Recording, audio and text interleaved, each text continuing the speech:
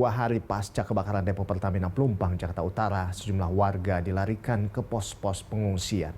Di salah satu pos pengungsian yang berada di kantor PMI, sebagian korban mengaku mengalami gangguan infeksi saluran pernafasan atas. Tercatat hingga saat ini, terdapat 121 jiwa dari 34 KK yang mengungsi. Para pengungsi mengaku belum dapat melihat kondisi rumahnya kembali sebab lokasi terdampak kebakaran diberi garis polisi. Selain itu, para pengungsi mulai mengalami sakit infeksi saluran pernafasan atas dan diare.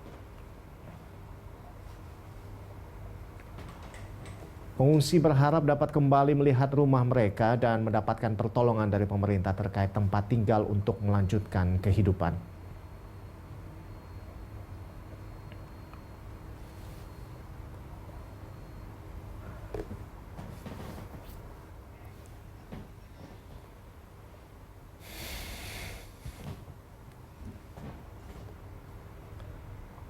Pemirsa, untuk mengetahui lebih lengkap terkait dengan kondisi korban kebakaran depo Pertamina Pelumpang, kami sudah terhubung dengan rekan Sela Rizky bersama juru kamera Hidayat Syarif di pos pengungsian PMI dan juga ada rekan Cindy Layan di Rumah Sakit Polri Kramat Jati. Yang pertama kita mau ke rekan Sela terlebih dahulu. Sela, bagaimana kondisi korban yang sedang mengungsi saat ini? Apakah ada penambahan pengungsi di sana dari pantauan Anda, Sela?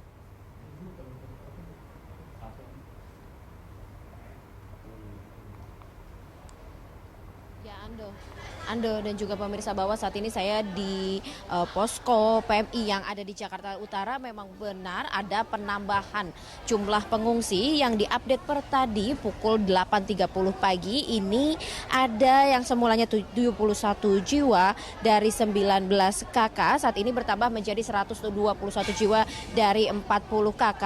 Dan untuk di kantor PMI sendiri ada 3 tenda yang disediakan oleh pemerintah dan relawan gabungan begitu, yang dimana di dalam satu tenda ini terdapat sekitar 30 sampai 40 jiwa para pengungsi yang terdampak dari kebakaran depo Pertamina Pelumpang. Dan untuk detailnya ini terdapat dewasa 67 jiwa, 44 jiwa anak dan balita, dan 10 jiwa ini ada para lansia. Untuk kebutuhan logistik sendiri di kantor PMI ini memang sudah tercukupi, bahkan untuk air minum sendiri ini mengalami overload berdasarkan informasi yang kami dapatkan dari pihak PMI. Dan tadi juga untuk pakaian ganti juga ada, namun sempat berbincang dengan para pengungsi yang mayoritas kebanyakan ini perempuan. Mereka mengaku masih susah untuk mendapatkan pakaian ganti untuk pakaian dalam, karena menurut perempuan itu penting, dan juga beberapa kebutuhan perempuan seperti pembalut begitu. Dan untuk anak-anak sendiri ini mereka masih membutuhkan peralatan sekolah dan juga baju seragam. Tadi juga kami sempat berbincang dengan salah seorang ibu yang memiliki balita.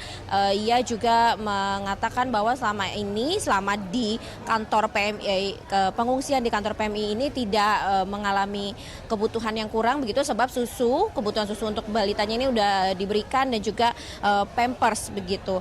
Fasilitas MCK sendiri di kantor PMI ini dalam kategori yang aman.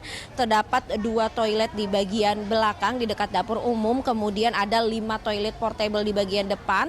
Kemudian di dalam kantor PMI sendiri juga disediakan toilet, jadi seharusnya tidak menjadi kendala bagi para pengungsi untuk MCK begitu ya. Dan tadi pagi juga kami memantau ada beberapa petugas pelayanan kesehatan yang mengecek kondisi kesehatan para pengungsi. Dari kondisi kesehatan para pengungsi ini sebagian besar mengeluh mengalami infeksi saluran pernafasan atas, yaitu seperti pilek, batuk gitu, dan juga ada beberapa yang demam. Namun tidak ada para pengungsi yang memiliki penyakit atau yang cukup parah di kantor PMI ini, sehingga tidak ada juga yang dirujuk ke rumah sakit besar. Kemudian terkait trauma healing yang dilakukan oleh para relawan. Tadi kami sempat juga melihat beberapa relawan sudah memberikan trauma healing kepada anak-anak korban pengungsian ini dengan menyanyikan lagu bersama agar anak-anak ini lebih gembira dan tidak merasa ada sesuatu yang cukup menakutkan dari kejadian musibah kemarin.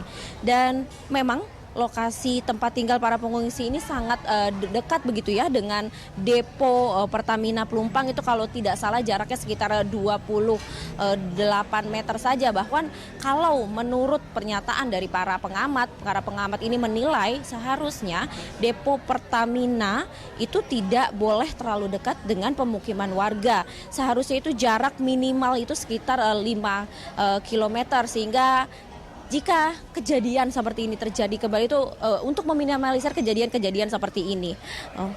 Ando, sekian yang dapat kami laporkan dari kantor PMI. Kembali ke studio.